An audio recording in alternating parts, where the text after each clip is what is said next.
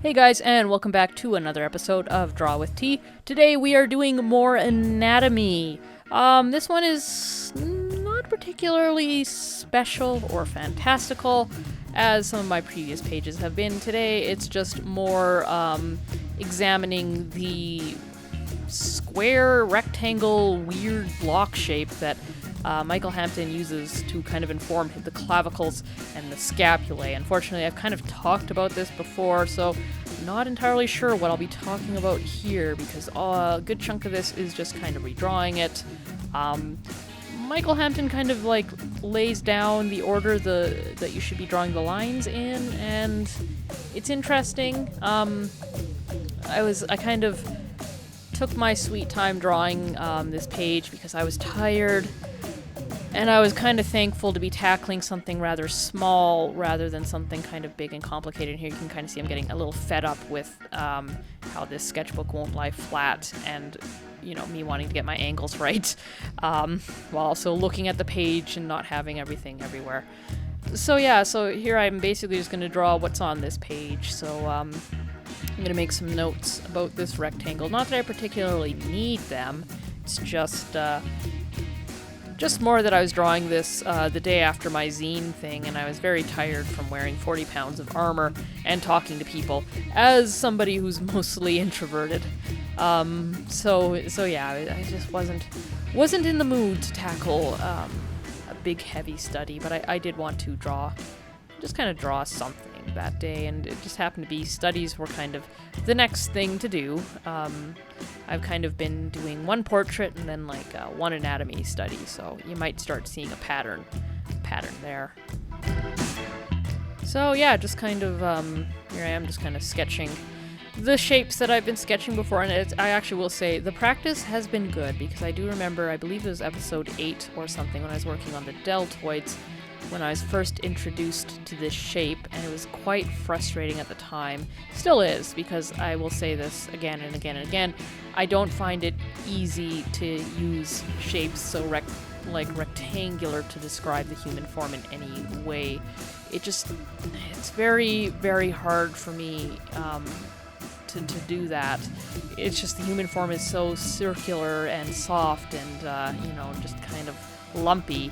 It's not really hard-edged in any way, so it just always feels foreign, and I often find that I feel like I'm doing it wrong, the shapes just turn out wrong, it's just really mismatched. But I can appreciate it, and I can see what Hampton is trying to show here, because rectangles are something that have sides and forms to them, and a lot of artists, especially young ones, flatten everything out. So when you have to consider that, the shoulders, they have a top, they have a side, they have a back, all of that is something you don't really consider until, you've matured a bit as an artist and you've started to see that. And for some reason I'm taking these detailed notes, but all these notes really say is this is the first line you draw, this is the second line you draw, and then there's this third line, and then the fourth line. So like I said, sometimes when you're tired, it's just nice to work on something. You put a lot of time into something that's kind of not that hard, if that makes sense. It's good practice and exercise for my hand, because with all the zine stuff, I haven't had much time for my art. So it was at least nice to have that. And it's just kind of interesting when you're an artist, or really anybody, and you have to do something quite often. It's interesting how there's some days where you're just able to climb Mount Everest, and then there's days where simply putting one foot on a molehill is quite a day's effort. I was pretty depleted after my zine thing. I kind of overexerted myself, so it wasn't until 3 a.m. that I kind of managed to just kind of wrestle down and calm down and feel more like myself, because it was just it was a weird feeling, just being over social, I guess, and then just kind of overwhelmed with everything, and being tired from being in my armor, and unfortunately I dehydrated, because as I was kept trying to sneak away to refill my water bottle, of course somebody would come up and talk to me about my armor, or I would, see somebody I haven't seen in forever and I'd have to talk to them. So I didn't get enough fluids in me, and yeah, it was kind of a hard time. I'm still kind of feeling a little depleted, and I was feeling depleted when I drew this. Actually, I'm so tired that I forgot I actually drew this today. It doesn't actually happen very often where the footage I shoot is also being edited the same day that I shoot it. That hasn't happened for a long time. If, in fact, I don't know if it's happened ever, at least not for episodes like this. Obviously, my vlogs would count as being shot and edited the same day for most of them, but for videos like this, not really. Wow. Okay. I'm back. Although you guys are probably very confused why I'd say I'm back. I've basically been working, editing videos, making videos, basically this whole day. It's currently 11:42 p.m. and Premiere Pro just crashed that on me. Kind of not surprised. If I worked myself that much without a break, I probably would crash too.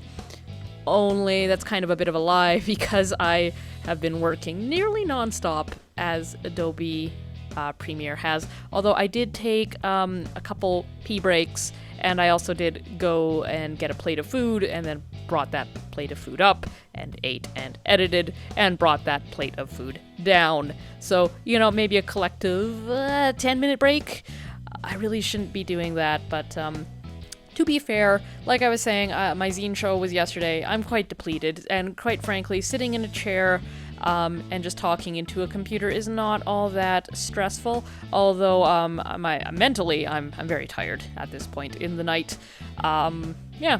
So there you go. Random change of topic. I don't quite remember where I was, what I was talking about, and to be quite honest, I kind of don't want to go back and listen. I just kind of rather go with the flow and, let it stand as it is. Maybe it's fate.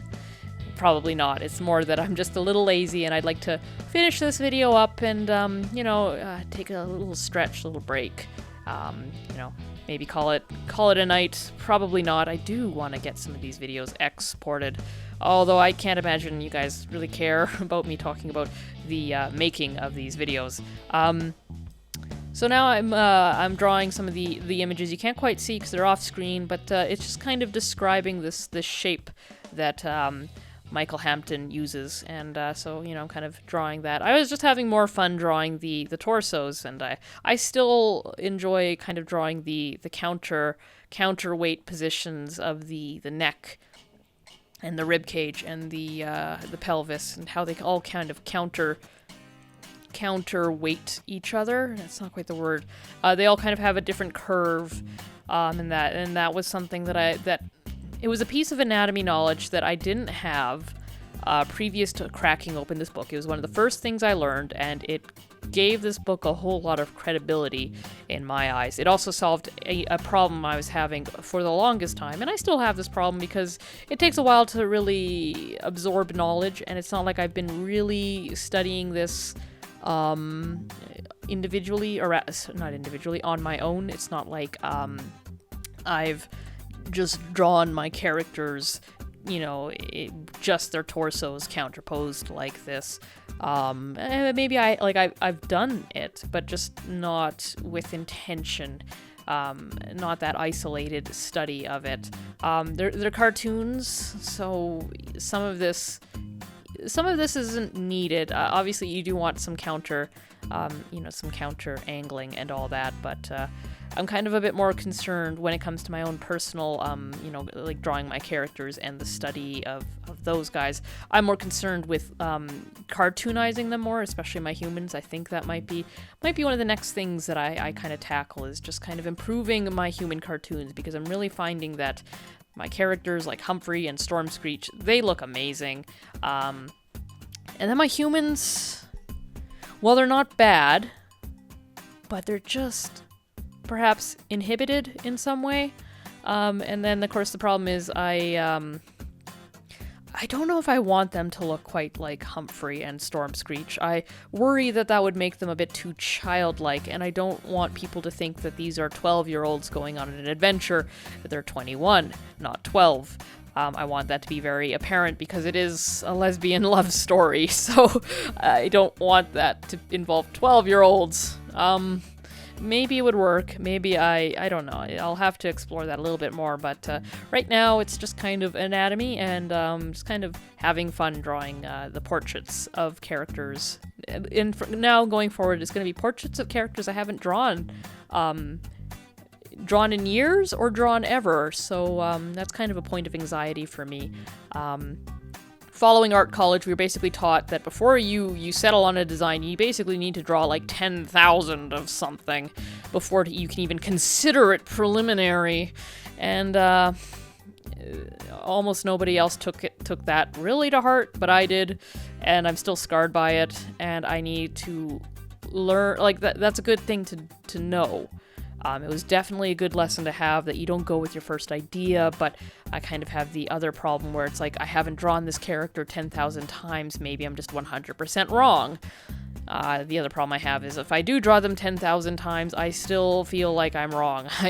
That's not really a problem with my art, that's kind of a problem with me. My goodness. But you know, that's kind of a common thing with artists. There's almost everybody I know, every artist I know has insecurity about their art, and you know, how they draw. I'm trying to think, there's maybe 1 or 2 people that didn't seem to have it, and now I think in hindsight, one of them most certainly did, but you know, never showed it, and the other one, well, in hindsight, a little bit full of himself, let's just say. Not like the art was good, but you know, I don't know. Anyways, we're actually quite near the end here. This is kind of a short episode, so you know, have a good night, morning, evening, whenever you guys watch this. Like, comment, and subscribe if you haven't. I do appreciate it. And I'll see you guys in the next episode. I'm trying to think what the next episode's gonna be. It should be something fun. Anyways, see you guys there.